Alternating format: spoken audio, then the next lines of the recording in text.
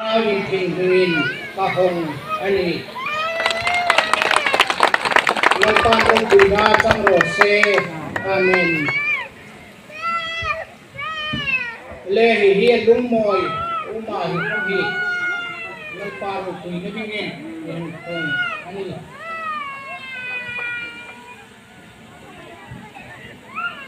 Elungayon zig ang timay diyo.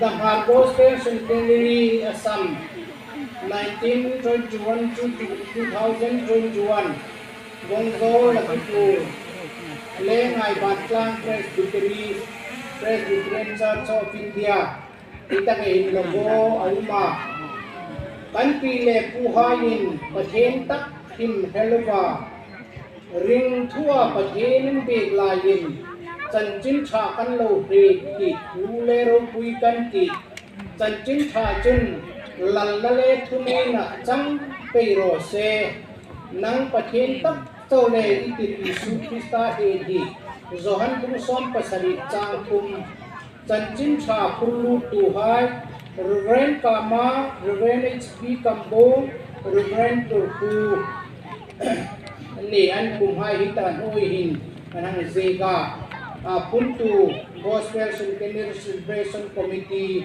det som hipali the som pakat sang hi som hipakat na palin om tu reverend khobung chairman geni tu hin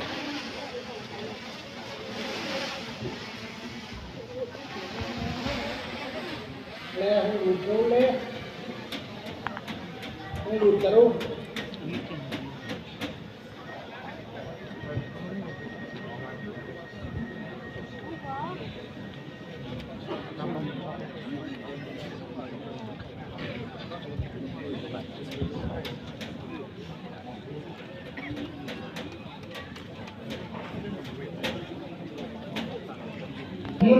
Munalatam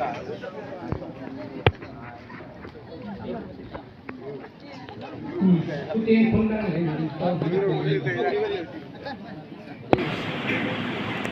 Lalpa dita dan banami makai kule di musik tu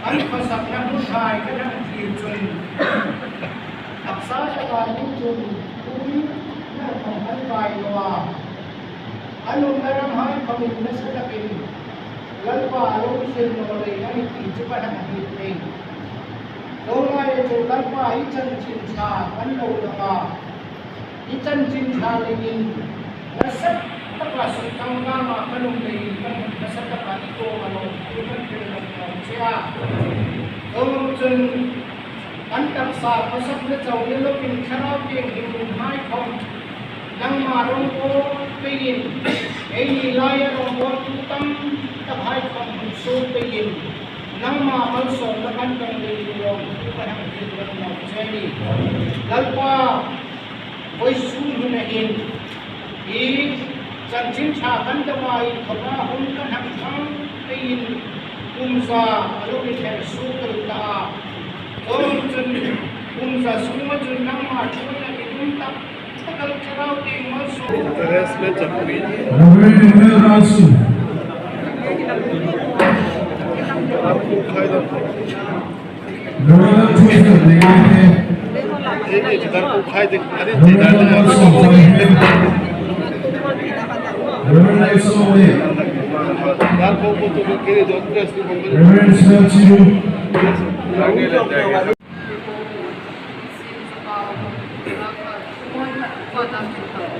Upara Tobi, Rohai. Upara Sandam, Mulu. Upara Itham Bide. Upara Rambon, Mereka. Upara Rambon, Mereka. Evan Kelvin Ciru.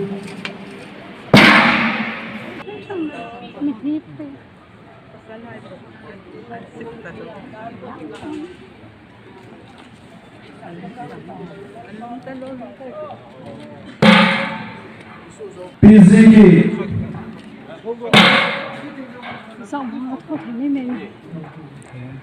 Puro Toli. Tama la Rosa.